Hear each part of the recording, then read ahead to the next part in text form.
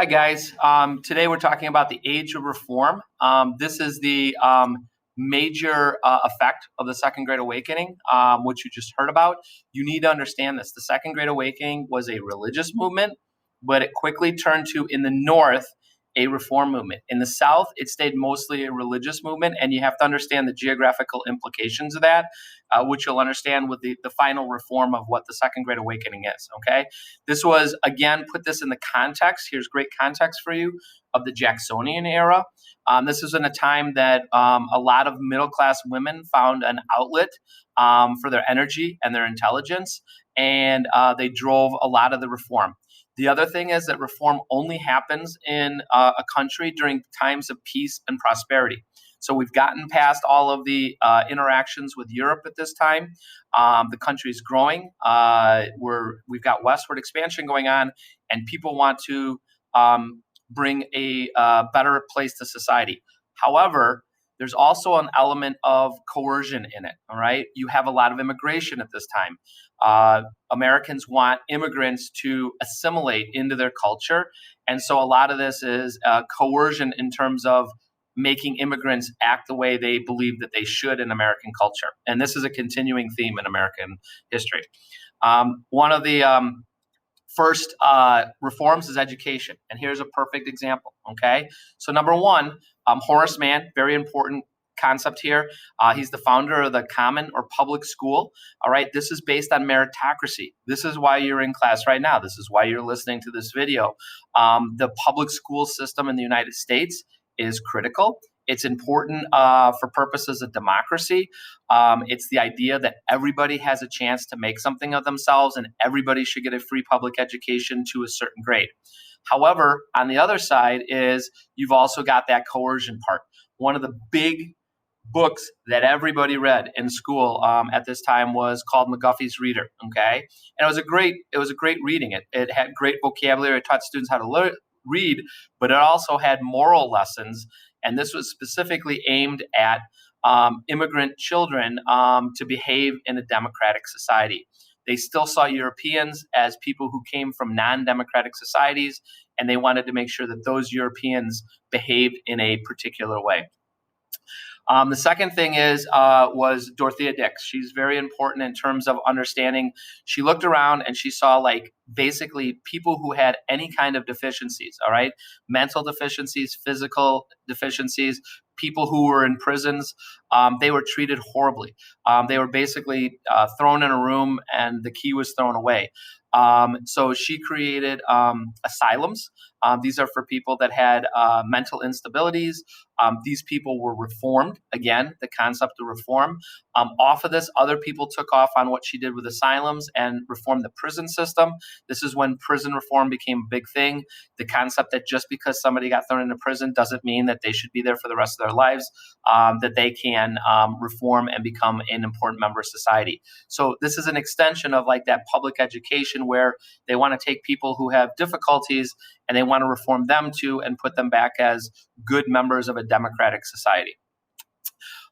They also had specialized areas for the deaf and the blind. A professor by the name of Godelay created a university, which is still around today, for the deaf, and schools for the blind became much more important. This is when Braille reading came into being. And again, think about the concept. These are people who are born with lack of hearing or sight, but they still want to train them to become productive members of a democratic society. All right.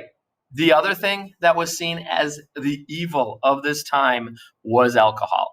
The United States at this time, there's no other way to say it, they were a drunk nation.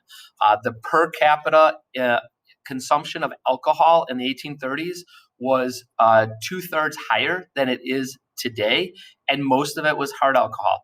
Part of this was water was not sufficient at this time. A lot of water was tainted, could cause all sorts of diseases. So a lot of people farmers, businessmen. They started their morning with a little shot of whiskey in the morning.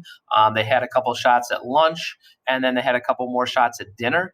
It was mostly men doing the drinking, so the per capita consumption was somewhere on the level of 15 gallons of hard alcohol per day per year. And as you can see from some of these images, women took the brunt of this. Okay, so you see, a man on alcohol there, beating his wife as his children try to take him off of her.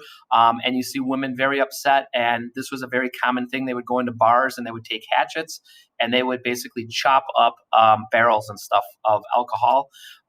This was considered to be the holy war. This is a famous cartoon here of a woman on a horse in armor with a shield. The shield's the American flag. And this was the holy war for women, basically to protect themselves because it was men that were seen as the drunks. Okay. And one of my favorite cartoons from this time period is The Drunkard's Progress. You can see the woman and the child underneath the bridge of The Drunkard's Progress. And step 1, her husband has a glass with a friend. And by step 9, death by suicide. And you can go through the complete progress, but this is a great image right here. All right. And then finally, women, even though they're taking the lead in this age of reform, in many ways, they take what is considered to be a step backwards in the home. Now, this is your tie-in. Here's your context, the market revolution. Because of the market revolution, it was men that were beginning to go off to these new jobs. Think about how in the Lowell system, we went from farmers' daughters that were for the first employees to Irish immigrants. So now men are the ones going off to work. Men are going to offices and factories, and that is called the public sphere. And women are now left to the private sphere at home. And their job is to take care of the home. Their job is to provide moral leadership from their children. And as you can see, a takeoff on The Drunkard's Progress is a woman throughout the different stages of her life. But in all of them, it was much more of a private sphere, stay at home. And this was called the Cult of Domesticity. This is a key term, guys. You can get a lot of mileage out of the Cult of Domesticity. All right. And then there's a little meme for you. I had to throw in one meme this week, kind of mocking the Cult of Domesticity. All right. All right. And then finally, women are taking this lead on all of these different things. And they said, wait a minute, what about us? All right. And so truly one of the giant women in history, Elizabeth Cady Stanton. She is the most impressive woman in history, in my view, other than, of course, Miss Shackton, Miss Eldrick. She not only fought her entire life for women's rights, which was a very long life. She also somehow managed to have the time to have 11 children during this time while she traveled the entire country fighting for the women's right to vote. All right. And one of the first major events in women's history that you guys definitely have to know is Seneca Falls. This is a huge concept. This is why this time period goes through 1848. They want to make sure that Seneca Falls falls within this. And at Seneca Falls, they created the Declaration of Sentiments.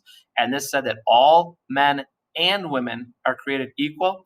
And this was the starting point. From here, Elizabeth Cady Stanton and one of her students, a woman who's very famous in the women's movement, Susan B. Anthony, take off and basically barnstorm the country, pushing for women to get the right to vote.